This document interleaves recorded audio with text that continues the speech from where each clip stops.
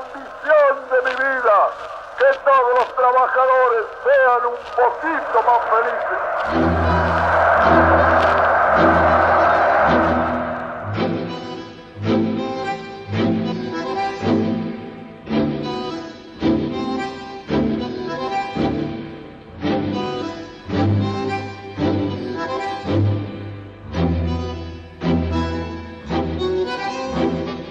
Parte del debate en torno al peronismo tiene que ver con su doctrina económica, ¿no?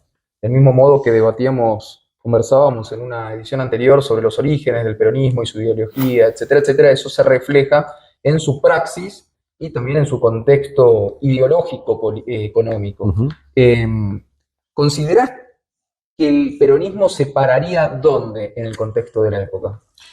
Bien, en mi concepto el justicialismo es parte de una línea de análisis, de reflexión, de preocupación por los problemas argentinos, los problemas económicos, que podríamos llamar de la economía nacional, de una forma no demasiado rigurosa quizás, porque engloba a políticos dedicados a la economía, ¿no? Preocupados por la economía, o economistas, que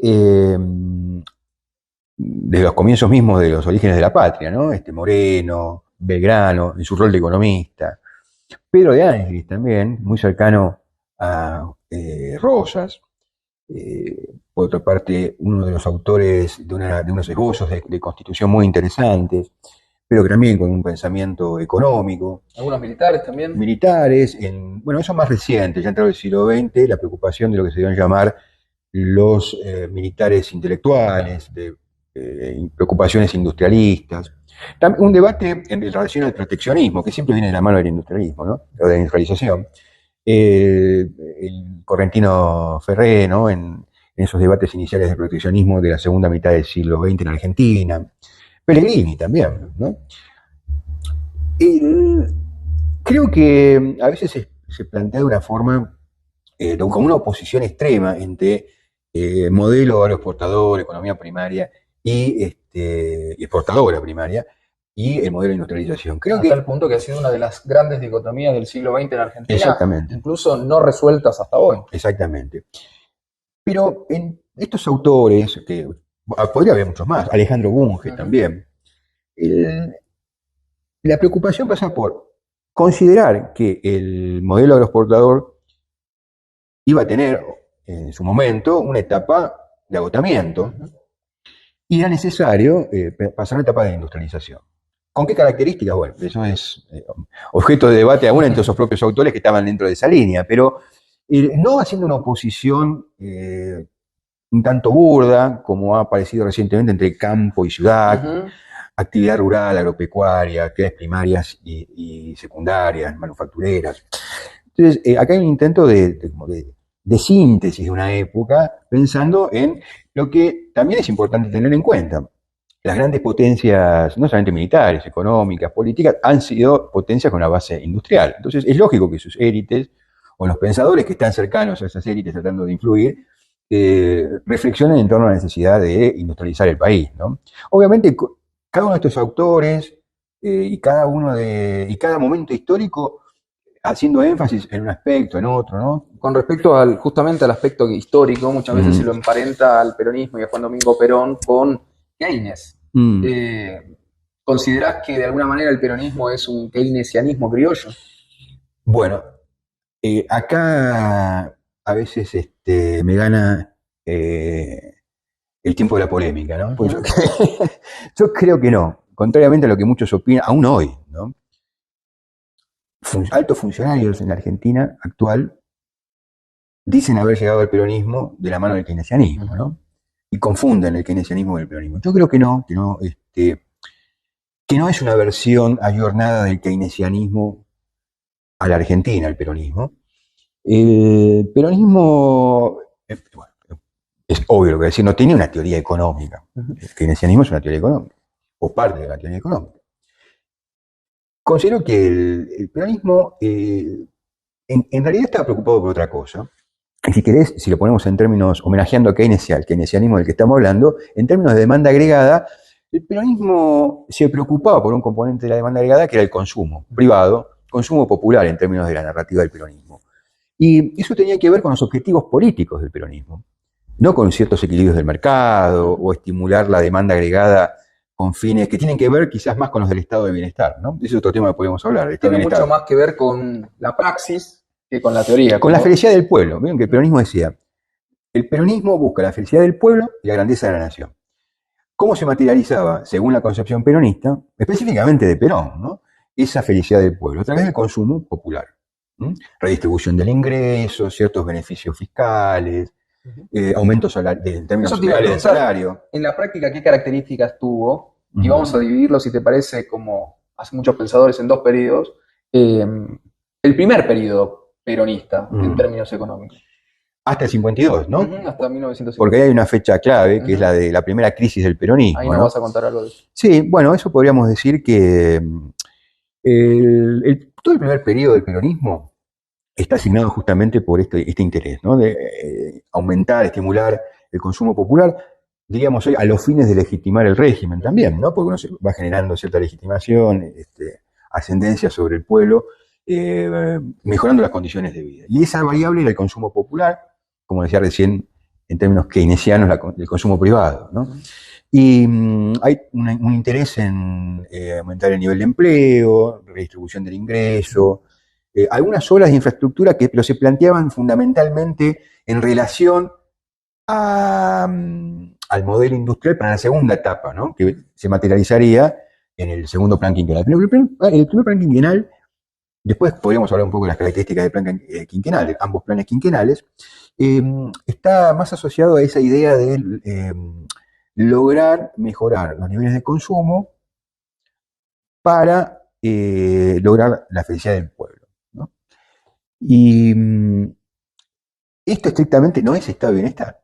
Tiene que ver quizás, como decía recién, es todo un tema de debate para profundizar, con el Estado social. Yo creo que el peronismo tenía en mente la construcción de un Estado social más cercano a la concepción de Bismarck y el Estado prusiano, ¿no? Que poco tiene que ver, hay puntos de contacto siempre, por los procesos históricos hay puntos de contacto, con el keynesianismo y el estado de bienestar, sí, seguramente, pero la naturaleza de los sujetos políticos que intervienen, el rol que tienen las élites, los fines mismos que tiene ese estado social, no son asimilables plenamente al estado benefactor, ¿no? Ahora, luego vino ese punto de quiebre que marcas vos, que es 1952. ¿Qué pasó justamente en ese momento histórico y qué pasó después, ¿no? Bueno, yo creo que comparto las opiniones de algunos economistas, historiadores de la historia económica, que dicen que ese año marcaría el final, el agotamiento total del modelo agroexportador, ¿no? Y es un momento donde se combinan factores internos y externos. Entonces se pone a prueba aquello que también de lo que daba gala, o sea, enorgullecía el peronismo y básicamente Perón, de tener un pensamiento estratégico y pragmático, adaptarse a las circunstancias, ¿no? Y no ser doctrinarios todo el tiempo. Recordemos que para ese entonces Argentina no había entrado al plan Marshall. Exactamente. Por lo tanto, la restricción externa era importante. Era importante. Y en lugar de sostener los niveles de consumo, como decíamos recién, a capa y espada, hay ciertas medidas que diríamos hoy de tono más ortodoxo. No le va a gustar al peronismo que lo digamos, pero es un periodo de ajuste de la economía. Un periodo de ajuste, sí. Se había, en términos keynesianos, se había recalentado la demanda, ¿no? Entonces, sí, habría que ajustar un poco esos niveles, donde se combinan, vos lo decías muy bien, factores externos de orden geopolítico, ¿no? No teníamos plan Marshall, bueno. Pero yo creo que ahí se condice mucho con esa idea del pensamiento estratégico, ¿no? Ideológico. En un video anterior decíamos, ¿cuál era el pensamiento ideológico de Perón, ¿no? La praxis. La praxis y el pensamiento estratégico, que es muy interesante porque en el fondo todo gran líder, estadista, dirigente, político con influencia a lo largo del tiempo, tiene dotes de esgrimir un fuerte pensamiento estratégico. Se enamora mucho menos de la ideología, que pasa a ser muchas veces manto ideológico, en los términos, por ejemplo, de Morgenthau, y mucho más se enamora con la praxis o se compromete con la praxis. Exactamente. Claro, es que esencialmente el pensamiento estratégico no es ideológico. Claro. No es ideológico, claro. ¿Cómo planificó el peronismo? Porque siempre se habla de esa dicotomía entre un liberalismo y el laissez-faire y el peronismo planificador. ¿Cómo fue esa planificación? Como otro tema también para la polémica, ¿no? Ujú. Se ha estudiado mucho, hay publicaciones recientes de importantes universidades argentinas sobre la planificación, ¿no? Del peronismo, vinculándolo con el estado de bienestar. De hecho, hablaste de primer plan quinquenal, es decir, un plan a 5 años, y la perspectiva de un segundo plan quinquenal que, bueno, luego fue fallido. Sí, que solamente se pudo cumplir 3 años de ese plan quinquenal, por el Por el golpe del 55. Yo creo que la naturaleza de la planificación peronista es una planificación indicativa. ¿Cómo es eso? Al estilo francés, ¿no? De esos años. Sí, a ver, no es exactamente lo mismo, pero es una planificación no autoritaria, no centralizada, del estilo de la soviética, ¿no? La planificación central, donde se estipulan objetivos muy rígidos, donde todos los recursos del Estado van en función de esos objetivos. La planificación indicativa, selecciona determinados sectores estratégicos, subsidia, apoya, estimula a través del crédito. Sobre todo en una organización, como decíamos anteriormente, que tenía mucho de lo corporativo, ¿no? Sí, y de economía mixta, porque el peronismo nunca renunció a la economía mixta, para ponerlo en términos así convencionales, cuando se habla de una economía dirigista o dirigida, estatal, una de libre mercado extremo y una economía mixta. Ni siquiera renunció al capitalismo, el peronismo, ¿no? A pesar de la tercera posición, que creo que vamos a hablar en otra ocasión, no dejó de ser una economía mixta con un fuerte peso del capitalismo no foráneo, como decía Eva Perón, ¿no? El capitalismo nacional, tratando de priorizar los intereses del capital nacional, pero la planificación fue indicativa. Creo que es parte también de toda una corriente donde muchos países estaban haciendo planificación indicativa. Los países del sudeste asiático han hecho planificación indicativa, Corea del Sur, Japón. Tal vez para cerrar podríamos hacerlo en esos términos. Hablas de un contexto de la época y de un contexto geopolítico, y Argentina supo pararse y es una tradición que continúa, de hecho, hasta 1990, con la llegada de Menem y etcétera, en política exterior con esto de la tercera posición. ¿Querés contarnos un poco qué es eso? Sí, en relación a los aspectos económicos, a la política económica, bueno, justamente recién hablábamos de capitalismo, estatismo, comunismo. Planificación centralizada soviética, etcétera. Bueno, la tercera posición aplicada a la cuestión económica, dejándola de lado por un momento en relación a la geopolítica y al posicionamiento internacional, tiene que ver con un concepto bastante clásico también, ¿no? Que está en la raíz misma de la economía en la época de los griegos, ¿no? La armonización de intereses.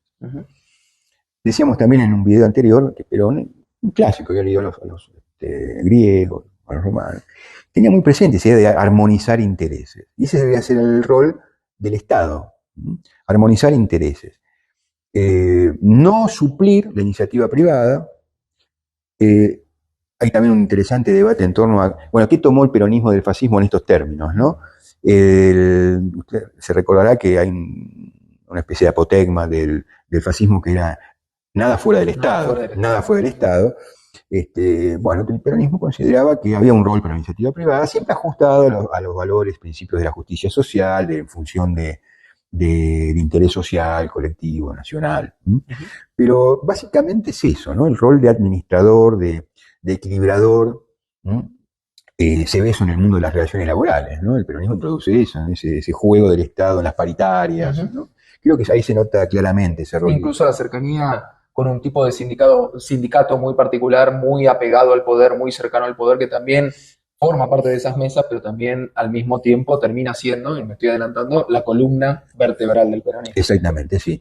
Que después con el tiempo creo que que funciona también como una apotegma, ¿no? La columna vertebral del movimiento. Creo que cuando el peronismo dejó de ser lo que fue en sus comienzos, le trajo algún problema, ¿no? Porque ya esa clase obrera organizada no existió como tal, o fue perdiendo peso relativo, y esa obsesión por encontrar, ¿no? Ese protagonismo de la clase obrera organizada, del movimiento obrero organizado, distrajo al peronismo de ciertas transformaciones. Estoy hablando en términos más contemporáneos, ¿no? Del peronismo de Perón, ¿no? De lo que estábamos hablando hace un instante. Lo distrajo el peronismo de ciertas transformaciones que se estaban dando, que, como decía recién, lo alejaban de esos de esas primeras preocupaciones del peronismo por la cuestión social en la Argentina. Gracias.